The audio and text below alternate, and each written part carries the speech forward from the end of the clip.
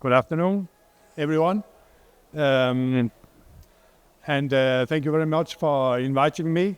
I come from Northern Europe. I come from Denmark.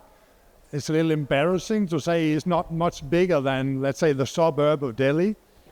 But that's what it is. What we say in Europe is that we see that this is India's moment. I think now I have also realized this is Chhattisgarh's moment. I think Professor Kundu also said it earlier today. It's really, really nice. It's really, really fantastic to see such a well-organized program from the district here. So thank you very much. I will go through these different points. I hope my animation will work when we come to that. Basically, I have three things I want you to remember, the 3 M's, we come to that, and then also the Sigalium principles. I myself is a water expert. I work a lot with water supply in India, in Nepal, in Bangladesh, in Sri Lanka, and of course in Northern Europe. I work a lot with World Bank as well as Asian Development Bank. So if I go to the next slide, I'll not go too much into this. I'll just say this is India's moment. And also what I would also like to mention is what I think Professor Mitra from IIT Guwahati said a little earlier. I mean, if we talk about development of sustainability in water management, going from developing countries to developed countries, it's maybe better to go from developing countries to developed, or was it? Sustainable infrastructure. Yeah. Start. Climate-friendly development. He's absolutely right. Don't copy what we have done in Europe. Sometimes we call it end-of-pipe innovation because we're stuck with what we have, so we can only improve it a bit. There's so much potential in India to do innovation. So you do it your own way. And I would like also to tell about my learnings in this respect. So if we go to the next one, this animation has been made over many projects. I added 1 dot every time. So what you see here is flow of water. So this is one example of a water supply project. What you cannot see because it's behind the chairs. But actually we're talking about 3 different levels. Here at the right side, this is typically state business. This is about securing the bigger intakes or reservoirs or whatever it can be. And then in the middle, that is typically district business about making some multi-city water supply schemes. And what we see on the left side is local business. That is about the Gram Panchayat, that's about the ULBs. It could also be irrigation schemes with the WA. And what I want also to demonstrate here is the strength of digital solutions. This is one example where India can bypass whatever is done elsewhere because there is so much expertise in IT. So how to utilize that in the best way. Another thing here is you need to cross-cut from state to district to local urban bodies or rural bodies and to each citizen. And the way back again is a 2-way communication. So going across is very difficult, but also in the other way between the different sectors. Between domestic water supply, between agriculture, between industry. Also there you need to share data. This is extremely complicated. And this is what I've been working with in many years. What I should also mention here, this is about the first M. This is about monitoring. You need to understand what is going on.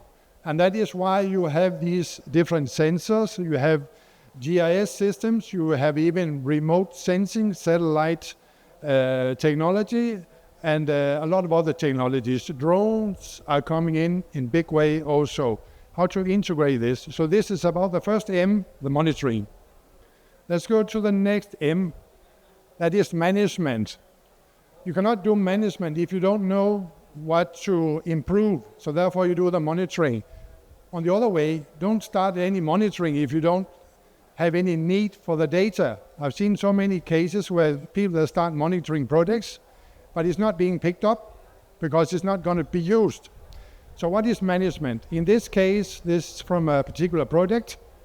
This was about combined use of surface water and groundwater for water supply. And the thing here, it was also mentioned earlier, in the monsoon you have abundance of water. And in the winter time, in the summertime, you have scarcity of water. So how to best manage water? This is a question here. Reservoirs is an obvious choice. It could also be to save some of the groundwater during the monsoon, use the surface water where you have it, when you have it, and then only take groundwater during the summertime. There are so many aspects of management, but not just for the single user, but also across. So how to share the water between industry, between agriculture. Agriculture, the irrigation is by far the biggest user, and then the domestic water supply also. So this is about management. Management is also about policies, how to develop policies, regulations. Management is also how to make sure what decisions being taken at the state level is relevant at district level, is relevant in the Grand Panchayat, which is relevant in the villages, and the other way around. So there's a lot of complexity in management. So that's a big discipline. The last part is making, because I need to find the 3 M's. So the last M is making. So what I mean by making are the hard structures. It could be, in this case, a reservoir. And here it's relevant to think about nature-based solutions. So how to utilize abandoned river channels, or maybe wetlands, or maybe floodplains, which will be flooded in any way during the monsoon. How can you save that water for later use? So that was another project. So here I have summarized the 3 M's: monitoring, management, making, and they're all equally important, and they support each other at different levels. Here I've just mentioned 3 levels: the local level, district level, state level. So when we do big projects, big infrastructure projects, it has to be a broad range of solutions from all levels, from all different M's, because otherwise it will not be sustainable. And this is how you achieve efficiency. Then I just want to mention about the last thing here about the Sigalium principles. This is something I have learned working many years in Denmark, and I see a lot of the similar things in India, so I think it's good to remember. So Sigalium is SI for silos, GA for gaps, LE for leadership, OM for operational maintenance. Silos is between the different sectors, represented typically by the different state departments. Are all the state departments involved in the water planning? Not always. But is it relevant for most state departments? Definitely. Gaps. The gaps here, I'm talking about the gaps from the different levels. In Europe, we have the European Union, and then we have the states like Denmark, and then we have the municipalities. Here it's similar. We have the central government, and we have the state government, and then we have the district, and then we have the local bodies. So how to make sure that the gaps are being closed and the projects are relevant at all levels. LE for leadership. I think the initiative taken by the district collector here is fantastic. This shows great leadership. And you just see how happy we all are to be here.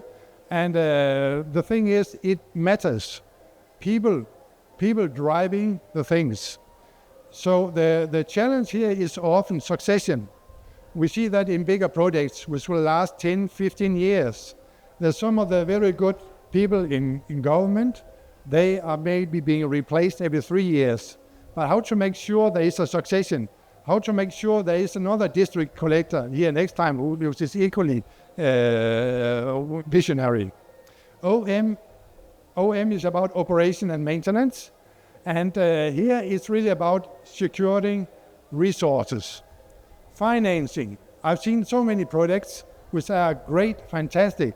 After 5 years, where they should be in operation, they're not being properly maintained because all the good people, they have left for new projects, or there are no funding. And I tell you, it's the same thing all over, at least where I come, also in Europe. So that was basically my story: monitoring, management, and making, and then the Sigalium, silos, gaps, leadership, and operation and barriers. So there are many challenges, but there are also a lot of opportunities, and I am really looking forward to see India and Chhattisgarh develop towards the climate-friendly development. Thank you very much.